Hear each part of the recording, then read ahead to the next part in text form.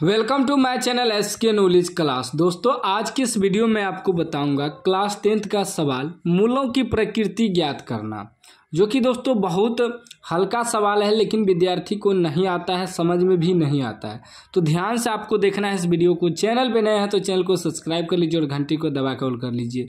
मूलों की प्रकृति कैसे निकालना है, ध्यान से सीखना है। सवाल कर रहा है द्विघात समीकरण 6x² - 3x + 5 = 0 के मूलों की प्रकृति क्या होगी। ऑप्शन भी दिया है, ऑब्जेक्टिव में पूछा है इसलिए ऑप्शन दिया है। ऑब्जेक्टिव में पूछे या सब्जेक्टिव में पूछे, बनाना उसी प्रकार है जैसे मैं आपको बताऊंगा। तो सबसे पहले आपको समीकरण लिख लेना है। समीकरण है 6x² - 3x + 5 = 0। इसमें देखिए a बराबर होता है x² का गुणांक, जो भी रहे x² का गुणांक 6 है तो 6 लिखेंगे। फिर b बराबर होता है x का गुणांक, x का गुणांक -3 है तो -3 लिखेंगे। फिर c बराबर लास्ट में अचर पद जितना रहे लिख देना है। 5 है तो 5 लिख देना है। माइनस रहेगा तो माइनस आपको लिखना होगा।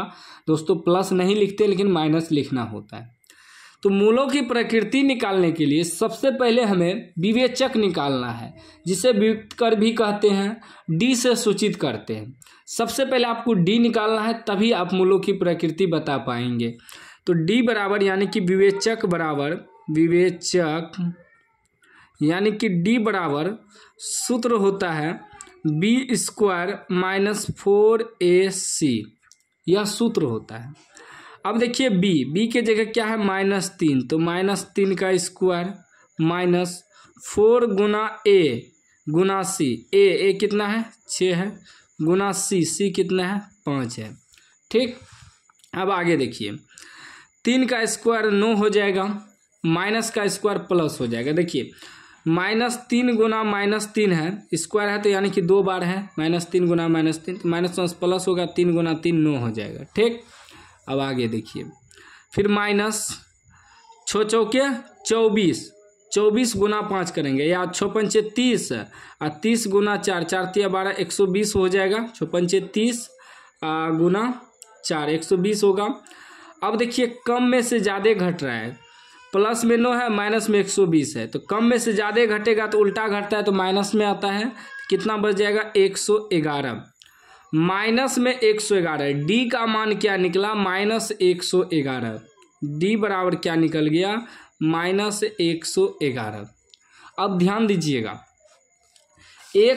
अब मूलों की प्रकृति लिखना है। डी तो हमें मालूम हो गया, तो मूलों की प्रकृति क्या होता है, 3 कंडीशन होता है। जब भी होता है यही तीनों कंडीशन होगा। ठीक, पहला अगर डी बराबर 0 आ जाए तो मूल वास्तविक एवं समान होता है, समान को बराबर भी कहा जाता है।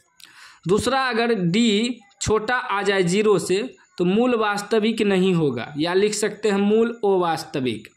तीसरा कंडीशन है डी बड़ा हो जाए 0 से तो मूल वास्तविक एवं असमान हो जाएगा, या बराबर नहीं भी कह सकते। तो यही आपका तीनों कंडीशन है। तो यहाँ देखिए डी जो है 0 से छोटा है, क्योंकि माइनस में है ना, माइनस में जितना संख्या बड़ा रहेगा उतना छोटा होगा। तो यहाँ डी जो है छोटा हो गया किससे, 0 से।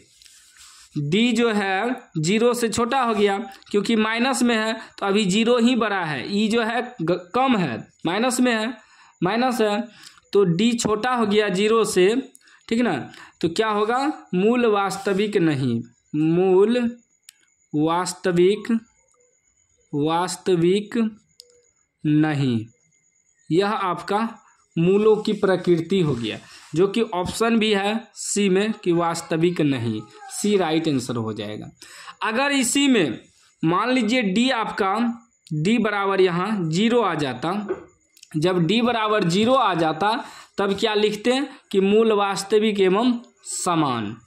वही अगर डी बराबर मान लीजिए डी बराबर 50 आ जाता, एग्जाम्पल बता रहा हूँ इधर, ठीक ना, इधर एग्जाम्पल मैं आपको बता रहा हूँ।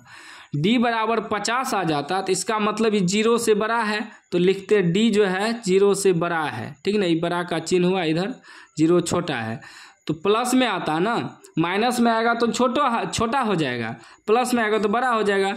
तब बड़ा अगर हो जाता तो लिखते मूल वास्तविक एवं ओ समान। तो यही तीनों कंडीशन है, इसको आपको नोट कर लेना या स्क्रीनशॉट ले लीजिए। इसी पे पूरा सवाल बनता है, ठीक ना। इसी को कहते हैं मूलों की प्रकृति जो लिखते हैं, ठीक ना। तो ध्यान रखिएगा, ठीक ना। जैसे मैं आपको बताया इस प्रकार एक बार रिवीजन कर लीजिए, और चैनल को अभी तक सब्सक्राइब नहीं किया तो सब्सक्राइब कर लीजिए और घंटी को दबा के ऑल कर लीजिए।